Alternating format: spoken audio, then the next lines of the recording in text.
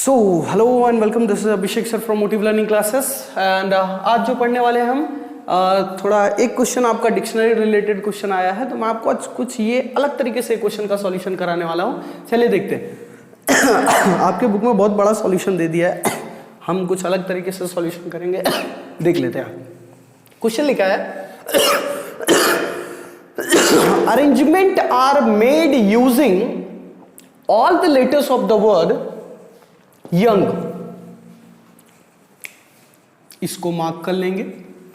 If all these arrangements are arrange in the order of dictionary, अगर इसको order of dictionary से arrange किया जाए तो what will be the rank of the word young. तो young word का कौन सा रैंक होने वाला है, तो चलिए लिख लेते हैं पहले। Y O U N G। सबसे पहला काम आप ये कीजिए कि इसको ऑर्डर वाइज रैंक दे दीजिए। रैंक दे दीजिए। इसको आप दोगे फर्स्ट रैंक। यस, देना पड़ेगा भाई, फर्स्ट रैंक का हकदार है तो फर्स्ट रैंक तो देना पड़ेगा ना। MN O U and done. उसके बाद आपका दूसरा स्टेप, आपने पहले रैंकिंग कर दिया सबको, ठीक है। अब आपका नीचे का प्रोसेस चालू।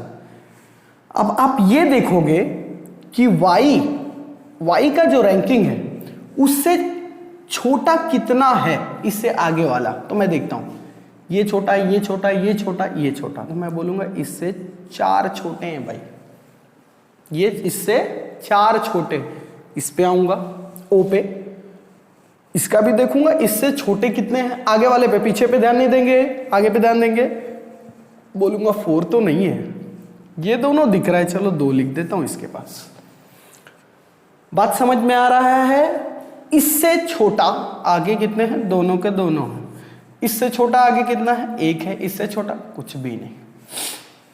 क्लियर हुआ। अब क्या करोगे वो देखो।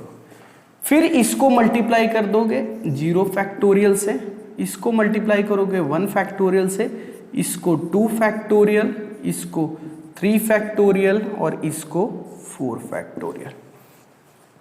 इसको सारे को मल्टीप्लाई कर दोगे। अब करो, ये करोगे तो 24 आएगा। 24 इंटू 4 96। इसको करोगे तो 6 2 जा 12। इसको करोगे 2 2 जा 4। इसको करोगे 1 1 जा 1। इसको करोगे 0, है ना। अब ये सारे को टोटल कर दो। करो, लिखो 96 प्लस 12 प्लस 4 प्लस 1 प्लस 0, क्या आया 3। 1 1 3। अब बस इसमें आपको एक +1 करना है, बस आपका आंसर आ जाएगा। आंसर क्या आएगा आपका 114th रैंक। लास्ट में आपका जो भी टोटल करने के बाद वैल्यू आएगा उसमें आप क्या करोगे, +1 कर दोगे। आपका आंसर आने वाला है जो भी रहेगा।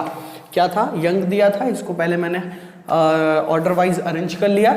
ऑर्डर वाइज अरेंज करने के बाद क्या किया कि मैंने चेक किया कि इससे आगे कितने इससे छोटे हैं। तो मैंने देखा चारों के चारों छोटा है तो 4 लिख दिया मैंने, 4 वैल्यू इससे छोटा है। इसके आगे देखेंगे कितने छोटे हैं, तो मैंने बोला 2 छोटा है तो 2 लिख दिया। इसके आगे 2 छोटा है, 2 लिख दिया। इसके आगे 1 छोटा, 1 लिख दिया। इसके आगे कोई नहीं, 0 लिख दिया, है ना। फिर 0 फैक्टोरियल से लेते आया, सबको मल्टीप्लाई करके प्लस करने के बाद जो आया उसमें मैंने +1 कर दिया, तो हमारा आंसर आ गया 114th रैंक। ये था डिक्शनरी रिलेटेड क्वेश्चन। इसके बाद इलास्ट्रेशन नंबर 15, ये वीडियो के लिए लास्ट इलास्ट्रेशन नंबर 15 हम देखने वाले हैं, ठीक है। फिर उसके बाद आपका कॉम्बिनेशन टॉपिक शुरू होने वाला है। सो चलिए देख लेते हैं इलास्ट्रेशन नंबर 15। लिखा हुआ है question, how many arrangements can be made using all the letters of the word Cincinnati. ये कुछ एक वर्ड गिवन है जिसका हमारे को अरेंजमेंट पता करने बोला है कि हम कितने तरीके से अरेंजमेंट कर सकते हैं, ठीक है। चलिए इसके पहले मैं आपको एक एग्जांपल दे देता हूं, एक और क्वेश्चन इसके साथ सॉल्व कर लेते हैं, फिर इसको सॉल्व करते हैं। देखिए, जैसे मुझे बोला गया कि सूरत गिवन है आपको, क्या गिवन है, सूरत। इसका आप मुझे सॉल्व करके बताओ कि अरेंजमेंट आप किस तरीके से कर सकते हो। तो मैं बोल दूंगा 5p5 मतलब 5 फैक्टोरियल। डायरेक्टली क्या मैं बोल सकता हूं, 5 फैक्टोरियल वे में मैं इसका अरेंजमेंट कर सकता हूं। मैंने क्या बोल दिया, 5 है ना, 1 2 3 4 5, तो मैंने लिख दिया 5 फैक्टोरियल। चलिए इसको लिखा मैंने, देखते चलिएगा, ध्यान से देखते चलिएगा। मैंने नीचे कुछ मेंशन नहीं किया है, मैंने सिर्फ लिखा ऊपर 5 फैक्टोरियल। लेकिन इसमें देखिएगा मैं क्या क्या लिखता हूं। इसको अरेंज करते टाइम पे टोटल 5 थे तो मैंने अरेंज किया 1 2 3 4 5 6 7 8 9 10 10 फैक्टोरियल। क्या इसका अरेंजमेंट पूरा हो गया 10 फैक्टोरियल करके, मतलब 10p5 कर 10p10 करके क्या इसका अरेंजमेंट पूरा हुआ?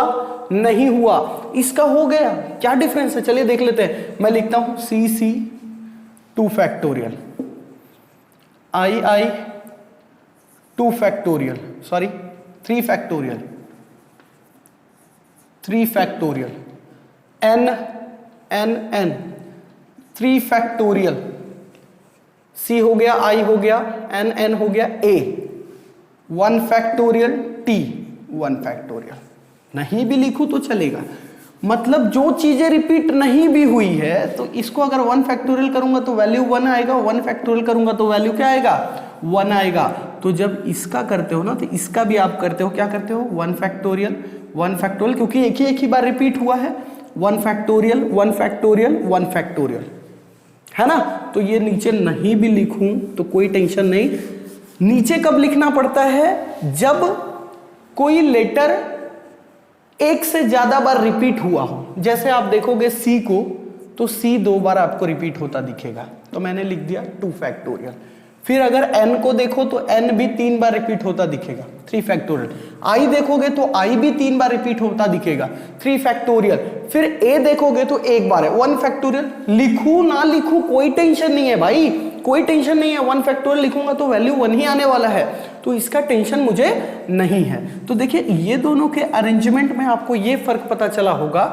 कई बच्चों का ये सवाल रहता है कि सर कब हम अपॉन में ये सब लिखें और कब नहीं लिखे। तो कब नहीं लिखे? जब कोई भी letter of the word repeat नहीं हुआ है, तब हमारे को नीचे लिखने की कोई भी वैल्यू जरूरत नहीं होती है। नीचे हम तब वैल्यू लिखते हैं जब हमारे को कुछ रिपीटिशन दिखता है, कुछ लेटर्स में रिपीटिशन दिखता है, तब जाके हम नीचे ये कंसिडर करते हैं। ठीक है, 10 फैक्टोरियल का वैल्यू होता है 36,28,800 अपॉन, ये कर दोगे तो 2 फैक्टोरियल 2 इंटू 3 2 जा 6 इंटू 3 फैक्टोरियल का भी वैल्यू 6।